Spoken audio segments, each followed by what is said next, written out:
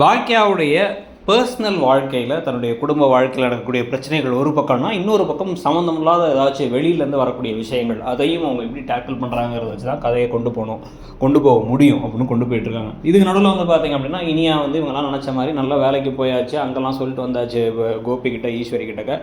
இவங்க இப்போ எல்லோரும் வீட்டில் ஒன்றா இருக்கும் பொழுதே வந்து பார்த்திங்கன்னா டிவிலேயே இப்போ அவங்களுடைய பேட்டி வருது. அவங்க வந்து மகளிர் தினத்துக்காக வந்து நியூஸ் சேனல்லாம் வந்து பேசி அதெல்லாம் வந்து பார்த்து எல்லோரும் சந்தோஷப்பட்டு கண் கலங்கி நிற்கிறாங்க. பாக்கியா அதே விஷயத்தை பார்த்து ரொம்ப பெருமைப்படுறாரு கோபி.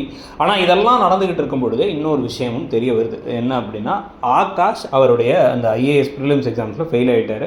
ஸோ அதனால் வந்து அவர் திருப்பி எழுத வேண்டியிருக்கும். அப்படிங்கிறதுனால என்னென்ன பேச்சு பேசினாங்க, அதெல்லாம் நடக்குமா அப்படின்னு நக்கலாக ஈஸ்வரி பேச, செடியன் வந்து ஆமாம் தலையாட்ட, உடனே இந்த சமயத்திலே சீக்கிரமாகவே வந்து இனியாவுக்கு ஒரு கல்யாணத்தை பண்ணி வச்சார். நம்ம திருப்பி மாப்பிள்ளை பார்க்க ஆரம்பிக்கும், இல்லைன்னா ஓடி போயிடுவா அப்படின்னா வந்து பேசினதுக்கப்புறமா கோபியும் அந்த முடிவுக்கு வர ஆரம்பிக்கிறார். இதுக்கு நடுவில் வந்து இனியா எவ்வளோ சம்பளம் வாங்குறாங்க என்ன ஏதுங்கிறத பற்றி கூட வந்து நான் கவலைப்பட விரும்பல, நீ வேலைக்கு போகிறாங்கிறதா எனக்கு முக்கியம் பாக்கியான்னு சொல்லி பெருமைப்பட்டு சந்தோஷப்பட்டு இருக்காங்க. அது ஒரு பக்கம். இதில் வேற ஈஸ்வரிக்கு உடம்பு சரியில்லைங்கிறனால நீங்கள் நம்ம வீட்டுக்கே வந்துருங்க அத்தை அப்படின்னு வீட்டுக்கெல்லாம் போய் கூப்பிட்றாங்க. கோபி வீட்டுக்கு போயிட்டு கோபி காஃபி போட்டு தருமான்னு கேட்டால் அதெல்லாம் ஒன்றும் வேணாம், உங்கள் பொங்கச்சோறும் வேணாம் புளியோதரையும் வேணான்ட்டாங்க இவங்க. இதெல்லாம் நடந்து முடிஞ்சதுக்கு பிறகு இவ்வளோ விஷயங்களும் நடந்து இப்போ திருப்பி ஈஸ்வரியை போய் கன்வின்ஸ் பண்ணலாம் அப்படின்னு போய் நடந்ததுக்கெல்லாம் பிறகு தான் வந்து பார்த்திங்கன்னா இப்போ புதுசாக வெளியே இருந்து வரக்கூடிய பிரச்சனையை கொண்டு வராங்க.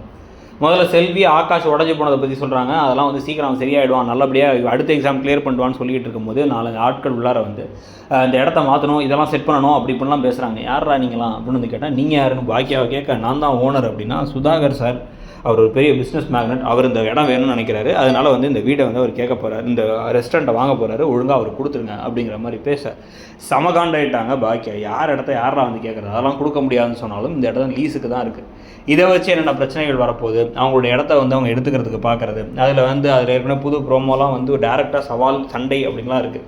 அது ஒரு பக்கம்லாம் எப்படி போகுதுங்கிறத பார்க்க போகிறோம். இதில் நடுவில் அந்த பழனிசாமிங்கிற கதாபாத்திரம் முடிஞ்சுன்னு நினைக்கிறேன். அப்போ இவங்க இதுக்கப்புறம் அந்த கோடீஸ்வரன் ராஜேஷ் அந்த மாதிரி ஆட்களை தான் ஹெல்ப்பு கூப்பிடணும்.